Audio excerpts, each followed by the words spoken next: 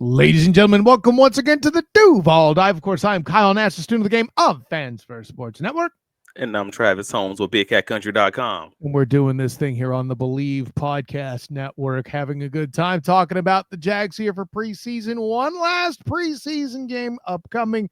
We probably won't see starters, but with that in mind, I will ask this question quickly to get it out of the way. Travis missed, Travis Hunter specifically, missed the Saints game due to an upper body injury. I'm using the Dr. Evil air quotes for this. I think it's appropriate. He's been treated like a starter with the offense, and I get that. However, do you see a universe where he takes defensive snaps because he's a backup here in this game? Yeah, we know he's a backup, but we also know he's not a backup. You know how this goes. You know how this game goes. Conundrum, right? And granted, if he didn't play snaps, I wouldn't be mad at it, but I could see a defense for him getting a little time in, assuming his injury is accounted for. Or will they do or have they done already that they want to do with him, in other places already? I don't know. It's a whole thing. So yeah, I was just curious because I know going into the Pittsburgh game, right? 2 preseason games ago, you had said you would be rather angry if they played him to any great extent. And then they did it the way they did it. And then you came back down. I was wondering where you were at with it. It was if they played him against future UPS guys in the preseason game. Like, it's about cost and benefit at that point. That's all it truly is. It's a cost benefit analysis. So in this game, figuring the Miami Dolphins won't be playing the vast majority of their starters. Also, if you're not playing Tyreek Hill, then what are we doing? Like, no, keep him to the side. And he's already coming off of an injury. You got Tyson Campbell also coming off of an injury recently. Like, he was wearing the red contact jersey just on the final Jacksonville day of training camp. No, yeah, we're not doing that. Yeah, the potential cost, opportunity cost in the future is not worth the benefit of just having him play against these guys for this one additional preseason game, especially on defense, which comes more naturally to him than the offensive side of the ball. Nah, man. So you're a no-go. And listen, again, like I said, I could see both sides of the argument there. At the end of the day, it's all about the analysis Travis. of it. Period. And in my head, it's all about Travis. I mean, yeah, not to say it's all about the one guy over the team, but it's if you need that guy to win, and I think the Jaguars reasonably need that guy to win. That's right. That's right. You may hear him say that it's all about Travis, but I can assure you that Travis is a team player. He treats me very well on the Duval. Oh, you meant Travis Hunter. Sorry. Anyways, I joked you again, didn't I? Anyways, of course, we're here to talk about the upcoming preseason game and what it is that we want to see, the magic list that Travis has put together. See, that's that team player stuff I was talking about that he does, putting the list together for what we're heading into for the weekend here, another Saturday game for those that aren't keeping track. I like what you have at number 1 on this list, going with limiting missed tackles, Travis. I texted you even about DB play and missed tackles. One in particular that we're talking about a little bit later, but I mean, against the Saints, man, it was rough. It was rough against the Saints just watching it because, I mean, the Jaguars starting defense did well.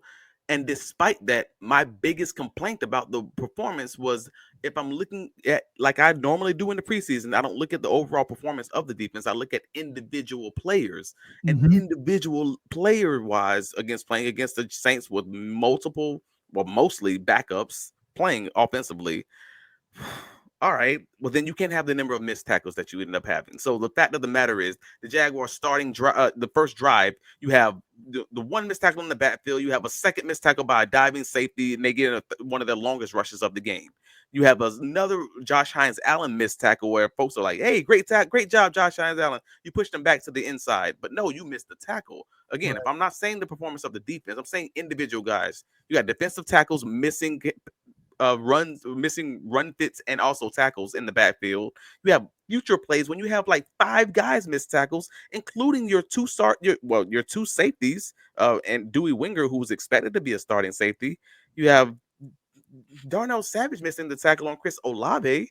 You have the Devin Lloyd and Chad Moore both missing a tackle on a future run in the middle of the second quarter. Like, this was a coaching clinic of what not to do if you're talking about bringing guys down to the ground, while also being teach tape of what you should be doing as an overall defense as far as pursuit and getting guys down to the ground. Like it's both things. It's both a compliment to Anthony Campanelli and coaching that defense, and also a negative in the individual performances of not being able to get these guys down with at first contact. And it's kind of a push and pull and trying to figure out where to land on that.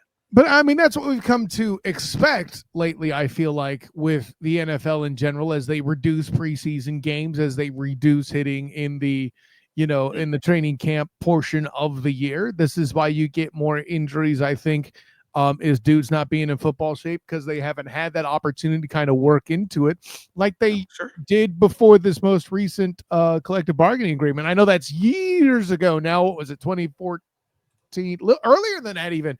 That they actually had that last bargaining agreement, right? They're coming up for a new one very soon, I think. Something like that. I may have that all completely wrong, but the punchline's this. Ever since they reduced hitting in camp, this and O-line play, this being tackling, have gone downhill. They're going downhill. And listen, you pointed out some of the efforts that were missed tackles for loss. You also pointed out Darnell Savage, and I think I'm leading nicely into the second piece here with Savage or Dewey. Here's what I know. I feel like Dewey's made of more of his tackles, and when he was asked to come in on a blitz, he sacked the quarterback. When Dewey was asked to come in on a blitz, he was basically neutralized and just a wide opening. Wait, you said it backwards. I understand you meant when Dewey came on a blitz on the quarterback on Tyler Shaw, he ended up sacking the quarterback. He got a sack. Savage came in. If I said it wrong, I said it wrong. But yeah, when Savage came in, he was basically useless. And the only reason the Saints didn't convert wasn't because the quarterback was intimidated. He threw a fine ball. Chris Olave dropped the bleeding thing wide open. Okay? Yeah. It's one of those things that reminded me of Foster Moreau in that Thursday night game a couple years back that caused the Jags to win on Thursday night. But we don't have to talk about that. The punchline's this.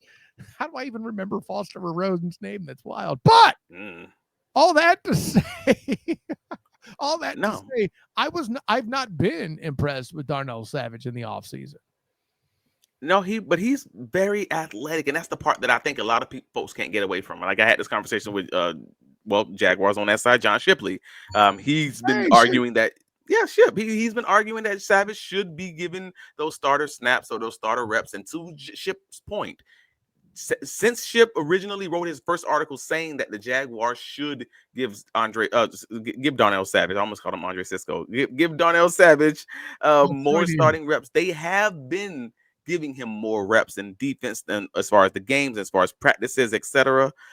But at the end of the day, the result is what matters most to me when I'm looking at the tape, when I'm looking at the film, when I'm looking at guys in practice. And overall, Darnell Savage is the most athletic specimen between he and Dewey. But that don't matter when the lights come on. It's about production. And the production is right now flowing in the way of Dewey in every way I can see. So at this point, it just feels like it's Dewey's job to lose unless someone comes up and takes it, and Savage simply has not done that. And unfortunately, I agree with you. When you have a guy like that who's running on raw athleticism and talent, especially at the safety position, which is a cerebral position, to be clear, you being an athlete is nice, but I need you intelligent first. If you're an intelligent athlete, you're Ed Reed. Okay? All right? Yeah. Then we ain't got a problem. But raw talent and athleticism can be enough to make you a great human. Not to say that Troy Polamalu, wasn't smart, but boy, did he go a lot of on raw athleticism, right? But John Lynch wasn't a particularly great athlete. He certainly wasn't a bad one, but he's a Hall of Famer. So Troy Polamalu was a beast in the film room, though. That dude, yeah, exactly. He knew what you were going to do before you did it. Right. It was a different kind of intelligence that he kind of read your mind and used his athleticism to take advantage of it. Again, Hall of Famer when you can be both. But if you're a safety and the choice is between one or the other, you always, in my opinion, take the smart guy first because you know he's going to be where he's supposed to be to get the job done. And how many times on this show, Travis, have you said this of Dewey Wingard? That's fair. Exactly. I've always said it. Dewey's that dude that's like, I'm not messing up. I got 2 strikes. I will be on time to work every day. I'm gonna be at the door with a smile on my face. That man says, I am not busting this coverage. I'm not messing with I'm not effing with y'all, Cletus. But get it right. Like I get it. Dewey was about that action, and I actually like appreciate it. Like, 'cause again, I'm a fan of those walk-on guys, those guys who had to fight for everything that they get. Those guys who maybe had that little man syndrome like I had as a child, and they just kind of scratch and claw and fight and figure it out. Like, no. I'm a fan of it. Like, at the end of the day, I do hope it works out well for Dewey Wingert. Of course, I want a guy that's going to be Hall of Fame talent and everything else. And maybe Dewey may not be that. I don't think he has the athletic profile to be that. That does not mean he cannot be a good safety. And I wish him all the best if he's going to be the starting guy for this Jacksonville Jaguars roster. I don't know that there's a Hall of Fame caliber safety playing in the NFL right now. I would be loath to think of one immediately. Ooh, because they can't hit. That's part of it. I just think I think it's a position they concentrate on less now than they used to. Now, people are more looking for shutdown corners than they are great safeties because the run game is not what it used to be. You don't necessarily need guys that can do both. You will need to shut down the most productive passing weapon first in today's NFL is what I would argue. I'm coming up with all of this on the fly, so if you think it's dumb, let me know in the comments at the SOTs on the socials. There you go. I'm just saying. So we got Dewey or Savage and limiting missed tackles as 2 of the big questions and or keys for this week's game, week 3 preseason game against the Miami Dolphins. But a big conversation on the block, obviously, with the injury to Joshua Cephas and him being released with an injury designation on Wednesday, is who's going to take that wide receiver 5 and wide receiver spot, or better yet, are those guys even on this Jacksonville Jaguars roster at this current moment in time? Like, where are you landing there? Yeah, I love that you're bringing this up for this game because this is where that decision is going to be made in case you haven't figured it out yet, right? The Jags aren't playing starters. They're not, this is the opportunity. Parker Washington's, I don't know that Parker Washington's going to get a lot of time, frankly. They're going to be looking for these. Yeah, they're going to be looking for the Trammels. They're going to be looking for the Irwins. These guys like this, the Eli Pankels, right? These are the guys that need to make their marks. And this is the moment where they decide or compel someone decide whether they get a roster spot or if Jimmy Stones is on the phone trying to find the last guy before they go into the season. Here's what's different is I think they already have a plethora of return guys, right? Greg Jones, Tim Jones in the past, who I pounded the table for last year, by the way, at this time, to make the roster for special teams contribution. That's less of a factor now. I think Bashaw Tootin. I think Tank Johnson. I think basically Tank Bigsby. Tank Bigsby. I said Tank Johnson. That's a damn. It's almost a '90s reference. That's pathetic. That's funny. You said there's Dearness Johnson and Tank Bigsby into one. They had a baby. I like it. Came up being a former defensive tackle when I combined the two. That's wild, Travis. Anyways, Tank Bigsby. Returning a kick and making the runs. Everybody was freaking out about that. I think that's perfectly natural. Yeah. It's been done before. Especially when you have a committee core that can do this. But yeah, I agree with you. I don't think they're necessarily in the top 53, but if we're going to find out, it's this game.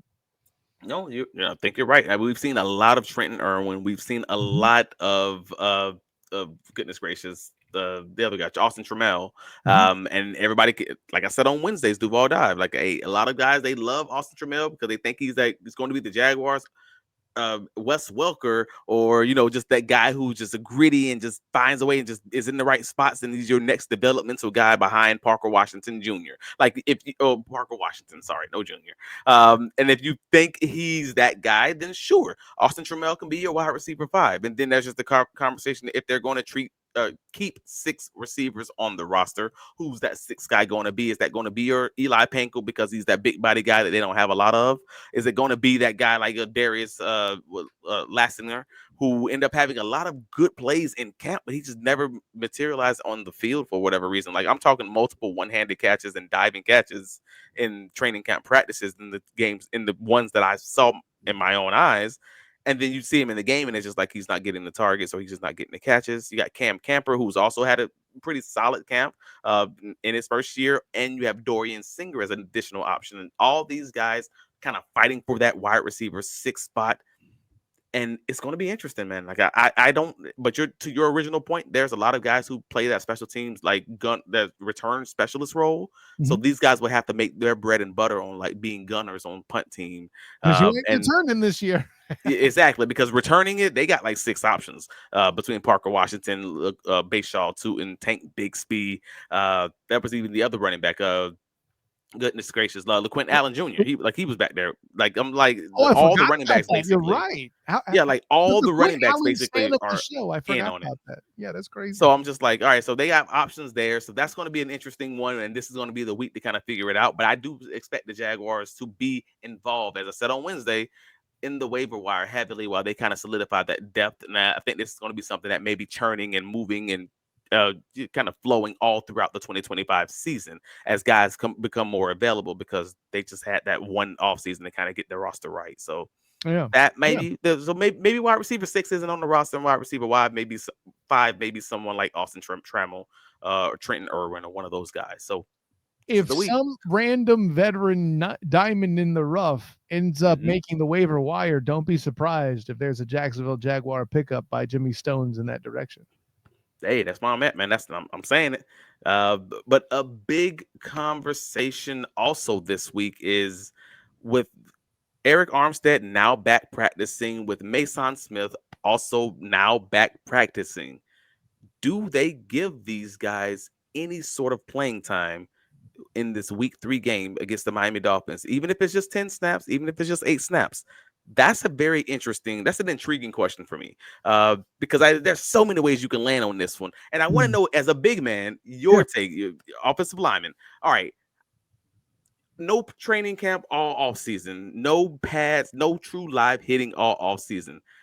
Do you feel like that is doing a disservice to these guys, or doing an injustice to these guys when they get into week 1 and they haven't had any ability to kind of just knock some heads out and kind of just get used to the real impact of NFL football? Yeah, and you're setting the table correctly there. And every player is different. My experience with guys I played with that were like the crazy types, that usually played as rusher. Like I had a dude before the game who would ask somebody to hit him in the shoulder pads before the game starts. I was that guy as the tap back on the O-line sub. He's like, Nash, come here and hit me. It's a weird exchange, I can guarantee you. But I set that table to say, it's less about wanting that contact and more about avoiding doing it cold. And I think that's what would get Armstead on the field. I don't even think it'll be 10 snaps. If they get him off the field on the first drive and it's 5, he's done for the night, period. Yeah. Mason Smith, I expect to get significant snaps because he's already 2 behind. He's a young guy. Development is still a conversation for him. Ain't no development with Eric Armstead. So, hey, big fella, knock some dudes around. Great. It's not like the Dolphins have a super great center. It'll be a ragdoll that he'll toy with for a bit. It'll be fine. Somebody will be an insurance agent saying, hey, there was a time where Eric Armstead hit me before he retired, and Eric Armstead will have warm-ups and target practice. That's basically it. I can see it happening. And with what little I know of Armstead, he sounds like he's a guy that doesn't want to do it cold either. Yeah, and I think this is interesting because I know a lot of fans, especially, will say, "Well, no, I mean they've been working out, like they've been doing they've been lifting weights and they've been running on the side in practice and they've been doing all this other stuff." And I need folks to understand, I'm someone who's played football in high school level, played football in the college level. I'm just telling you, these are not the same thing. Being in football shape is not the same thing as being in shape, and Correct. Being just acclimated and just used to taking those hits and getting reused to taking those hits and giving those hits is just different. I don't know how to explain it, but it's just like being in a car accident. That's it. Being in a car accident. Lifting weights is not the same thing as being in a car accident, or hell, being the car that is hitting someone else also. Correct. Yeah. I mean, you can work on an engine, but the car's not broken until it's raced and it's hit somebody if you're in demolition derby like members of the trenches are. And the reason why people make the car accident reference, so we're clear, the amount of force that NFL players in the trenches run into each other at has been measured, and it matches that level of force, that level of work as a car accident taking place. Oh, it's a wild thing to discuss, but those are the facts of the case. Yeah, so that's really the big part of the conversation is like whether they do or do not play Mason Smith and Eric Armstead is either way. If the answer is yes, they play them, or if the answer is no, they don't play them. That's going to be a conversation surrounding that because yes, they play them. Then it's like, well, I hope they stay injury free and don't have any setbacks and all that. That's all that angst. And no, they don't play them. Well, then, I hope they're ready for week 1 because otherwise they're going to have a slow start to the season because they're just not ready in football shape wise because they just feel like they're behind. It took them the first 5 games to get acclimated and used to everything. And this is already talking about an Eric Armstead who was already just playing, 50, let's say 40 to 60% of the snaps in the 2024 season, playing a lot more defensive end. Someone who historically has not finished the season when they play at defensive tackle over the last 2 seasons of their career, full-time playing defensive tackle because of the impact and the hits on him. There's so many aspects of this that's just like, oh boy, no matter what, you're going to be making a weird decision, like for a segment of the fan base. I can see that already. It feels very clear to me. But also, well, in case you have been living under a rock for the last 48 hours, or sorry, 72 hours now, the Jaguars also traded away Luke Fortner for another defensive tackle in Khalen Saunders. Right. So the Jaguars played the Saints on Sunday, and the day after that game also ended up trading away Luke Fortner because the Saints lost Will Clapp after he went down with the season-ending foot injury. So they needed a center. Well, the Jaguars have we'll call it a depth problem at nose tackle behind Devon Hamilton. You have Jordan Jefferson there, yes, but that hasn't felt like a great fit so far, anyways, as far as his performance on the field, from my perspective. Mm-hmm. Go ahead. Well, we've already said on this show that they're looking to get another big body run stopper type at some point. And I think they finally landed on it, and they did it at a discount. It didn't cost an awful lot to add a little depth and make sure. It cost them a thing. I would even argue that it saved them money. If you want to get specific about it, guys over at Spot Track had us covered. Like, the fact of the matter is, the Jaguars acquired Khalen Saunders and took on his salary of $1.3 million for 2025. Meanwhile, the Saints acquired Luke Fortner and took on his contract of $1.35 million. So if you want to be very specific about it, the Saints are paying more for Luke Fortner than the Jaguars are paying for Khalen Saunders because New Orleans also take on the dead cap hits of $1.2 million in 2025 and $3.5 million in 2026 in the transaction. So James Gladstone, frankly, cooked in that way. No matter how this Khalen Saunders pickup materializes, whether it works, whether it doesn't work, you got rid of someone who was likely going to be cut in the next week and a half, and you picked up a guy who may be able to give you depth at that nose tackle position because you had only just Jordan Jefferson. And again, per my view of the film, it just didn't seem like it was working out very well as far as that depth is concerned. Now you have another guy behind Devon Hamilton who's still, who's had his issues with injury in the past, and now he's kind of come back from that. But now you have a few guys you can rotate, or even in goal line packages, you can have 2 bigger guys in there and kind of just, goal line packages, kind of stuff this thing in the middle. But Khalen Saunders, for those of you who don't know much about him, he was drafted by Kansas City back in 2019, and he ended up kind of dealing with a few injuries in his sophomore year and his junior years in 2020 and 2021. So people keep in all of my group chats, everybody's kind of saying the same thing. Hey man, he wasn't very good last year. And I'm like, dude, he played in Kansas City, and he came to Kansas City to play a 4-3 defensive tackle, and then they end up switching over to a 3-4.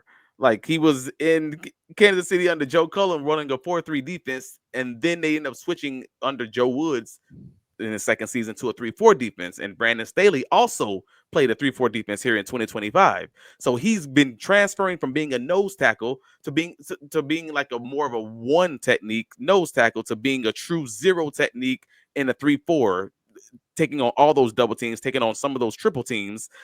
That's a different type of guy, and there's not a lot of guys in the league that can actually do that role. So I do understand why he might have struggled a little bit with that transition. All while competing with Chris Jones there on that roster for clarity. So that's the fun part. So, like, folks look at his PFF scores, and I know PFF is not the Bible. I get it. Trust me, I get it. No, I thought you were spelling it. Sorry. Anyway. He had a 54.7 overall grade at defensive tackle in 2024, and people kind of slammed the table. I'm like, yeah, so of course he wasn't good, blah, blah, blah, blah, blah. Yeah, but he also, if you go back to 2023, he had a 61.6 when they were running a 4-3. Like, that's positive. And again, that was after he already had a good 2022. So his arrow was pointing up until he got injured also going into the season. So for those who also don't know, he's playing in the 3-4 defense that he's not used to playing in. And then in training camp, he has a calf injury, and it takes him the first 3 games to get healthy. He doesn't play the first 3 games, and he also misses week 7, I believe, for a back injury. Goodness gracious. Right. So at this point, you're seeing the picture that I'm painting. So at that point, I'm viewing this like, oh no, Gladstone, this is just a buy low opportunity. You're bringing him back to the 4-3 defense that he's acclimated to. He's dealt with injuries throughout most of his career for like 3 of the years in his career. So at this point, you're just like, hey, buy low opportunity. Maybe we bring this guy in. Maybe it works. Maybe it doesn't. But we already got rid of a guy we were already going to cut. He had a solid 2019 season, a solid 2022 season that got him his contract with the Saints in the first place. He had a solid 2023 season. We just talked about that. And then he had a rough 2024 playing the 3-4 defense, and he missed 4 games overall due to injury. He was a scheme misfit in New Orleans. And all this because New Orleans at center got hurt and needed Luke to hold down the fort. Yeah. Wow. Terrible.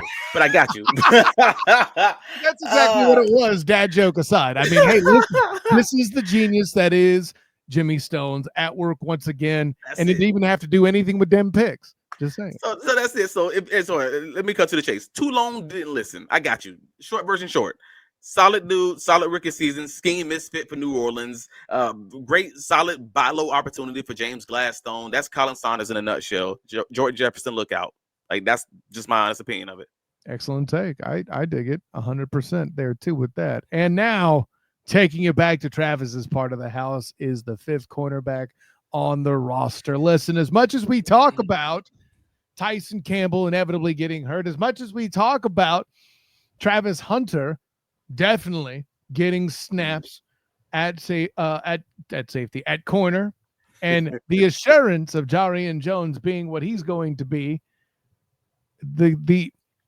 I'll put it this way. There's a lot of depth and conversation about the running backs. We keep hearing about Buster Brown having a good camp. I think he's a fit for this defense. You have felt different ways about it. Well, Buster's injury taking him out all of camp just changed everything. Correct. It really it was a monkey wrench that changed all of it, because the fact of the matter is they've been saying since his injury that he was week to week. And even as recently as last week, when we last asked for an update, the team still mentioned him as week to week. So without knowing specifically what that injury is, because we're not in the full regular season yet and they don't have to report it, we're kind of stuck. Like, is this a serious injury? Or is it just a injury that's going to, like, a high ankle strain? I don't know, something like that. Will he be back by 1? Is he going to be on the pup? There's a whole lot of ways this could still go. That makes this conversation of a cornerback 5 position all of a sudden is like what it almost felt like it was definitely Montaric Brown's role or position, entering a contract season, to now being like, I don't know. Like, if he is he even here? Is he injured? Is he going to take to the middle of the season to kind of get back? And if that is truly the case, then what are you doing at that spot? Like, is that Christian Broswell's to take? DeAndre Prince, he's not looked great this preseason. And then the other guys like Jabbar Muhammad, I just haven't seen a lot from. Goodness, I can't even say his first name, Slaughter. He's not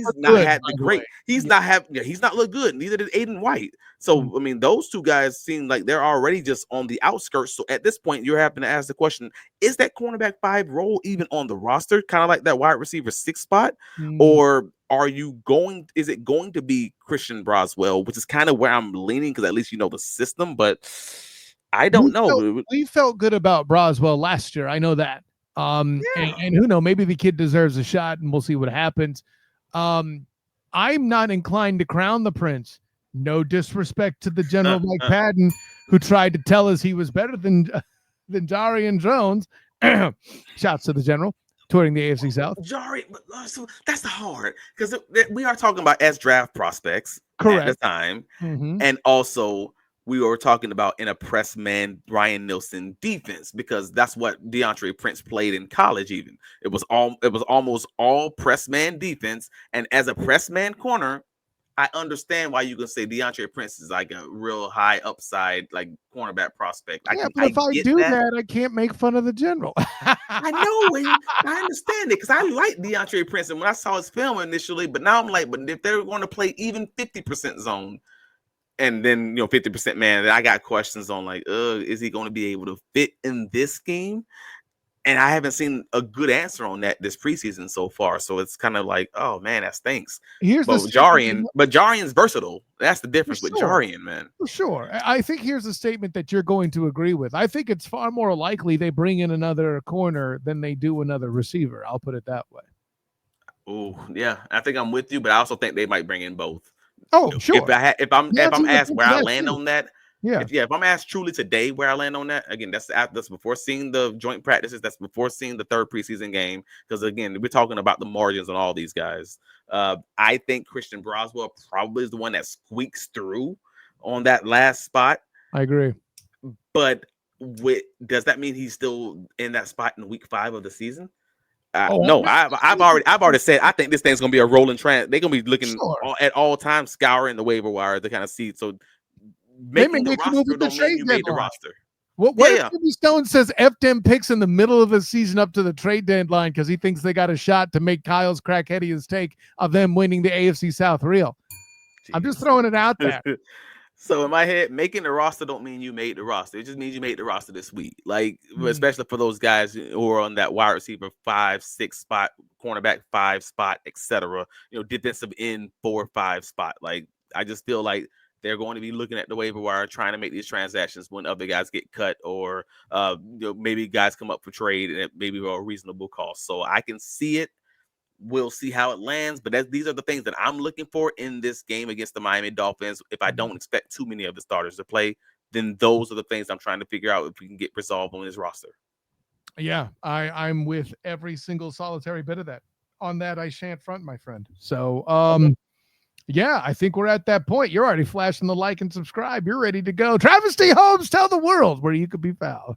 Nah, I want people to like and subscribe at minute 15 if y'all will remember. But yeah, you can find me at all the socials. Travis D. Holmes, whether it's Blue Sky X, etc.